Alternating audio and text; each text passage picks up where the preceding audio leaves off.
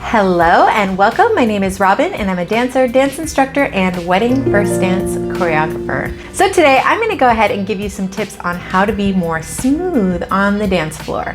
And this applies if you're getting married and you want to be more smooth during your first dance or on the dance floor at your wedding, or if you just want to be a smoother dancer in general. So without further ado, let's go ahead and jump on in. So the first tip I have is to get more comfortable with swiveling on the balls of your feet.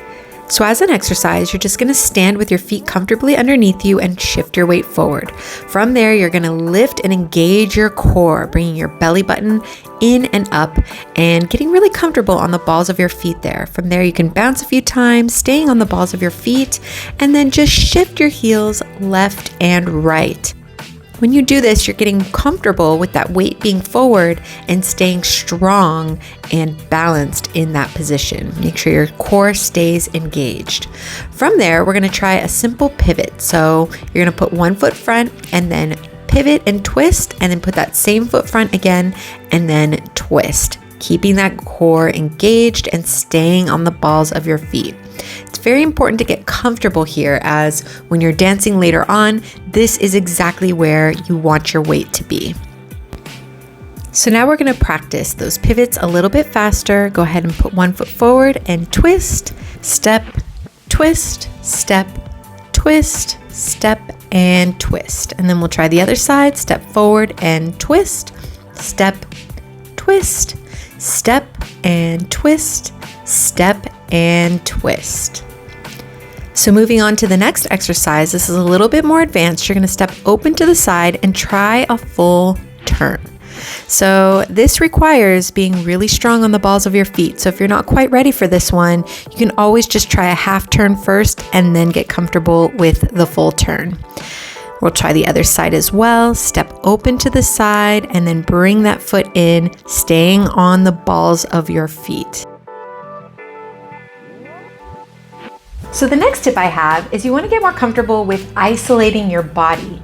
You want to get comfortable with just knowing how different parts of your body move on their own. Being smooth is all about body awareness. So standing with your feet apart, keeping your core engaged and your weight forward, let's just start with the head, looking down and up without moving any other part of your body. Then you can try this moving your head left and right, and side to side, just getting comfortable with only moving your head.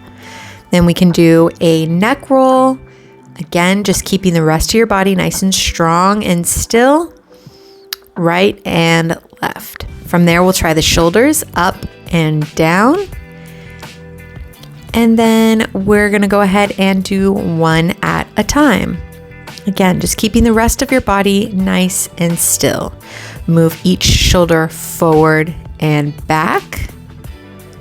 Try the right side and then the left side. I know this seems really simple, but you would be surprised at what other body parts want to move when you're just trying to isolate. And then you can try right and left, shifting back and forth without moving anything else. Next is your rib cage. This one's a little bit harder. You're going to move your rib cage out by expanding your chest forward and then concaving your chest back. And then we're going to move our rib cage right and left. This one is a little bit more challenging. Try to keep those hips in place and see if you can shift only your chest. Now we're going to move the chest front, side, back, side. So we go expand out, shift to the left, concave back, and shift to the right. Let's try the other side. Forward, side, back, side, forward, side, back, and side. Then we can shift the torso around in a circle.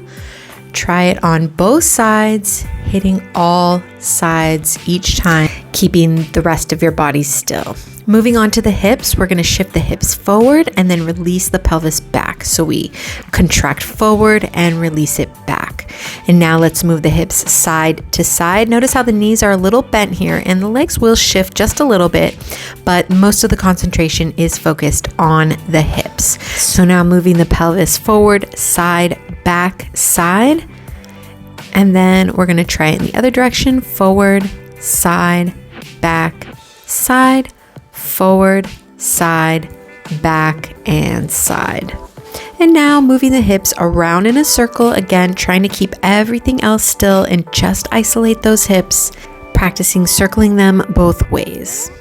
And the last tip I have is to master the two-step. I have other videos about being on beat during your two-step or just how to find the beat in general. I'll go ahead and link those below. But this tip is really about mastering that two-step that can be used for your first dance with a partner. You can two-step together or just on the dance floor on your own. So I'm pretty sure everybody knows what a two-step is, but we'll just detail it here, stepping open to the side and then tapping your other foot in. So step, tap, step, and tap. So let's try it a little faster. Step, tap, step, tap, just letting the arms relax and getting really comfortable with this movement. So now we're going to try this, adding a little bounce on the in-betweens. So we go up, bounce down, tap, bounce down, up, bounce down, tap, bounce down, up, down, up, down, up, down, up, down, up, down, up, down, up, down, up, down. When you get comfortable with this, we'll try it a little bit faster, just comfortably bouncing in between each step. Now we're going to try the two-step, but with a little sway first. So we're going to step open, leading with the hip and letting the rest of the torso and head follow behind. And this just gives your two-step a little different flavor and gives you a really smooth feeling as you're doing the two-step. So we just sway, step, sway, step. You can do this with a partner as well, and it gives you a really smooth feeling as you're doing the two-step with a partner in the partner hold. Or you can also just do this on your own. Now, in contrast, you can also do this step by leading with the shoulders first versus the hip. So your shoulders tilt as you step, and then center out as you tap. So step, tap, and again, you can do this with a partner as well, giving it a very smooth vibe and giving your two-step a little bit more texture. So here's the part where all of your isolations come into play. You can use the arms, shoulders, head, hips to really give that two-step a fun and relaxed feeling and just getting comfortable with all different types of movements during your two-step. I also wanted to show you how you can incorporate those spins and turns that we went over. And if there's other footwork that you know, you can add it in as well.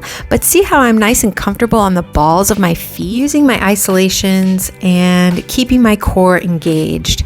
Basically, all of the techniques that we went over in this video. That's all I've got for you for today. If you enjoyed this video, definitely give it a like and hit the subscribe button. I post helpful, inspiring, or entertaining videos at least once a week, sometimes more, and I would love to have you here. Thank you so much for watching, and I'll see you in the next one. Bye.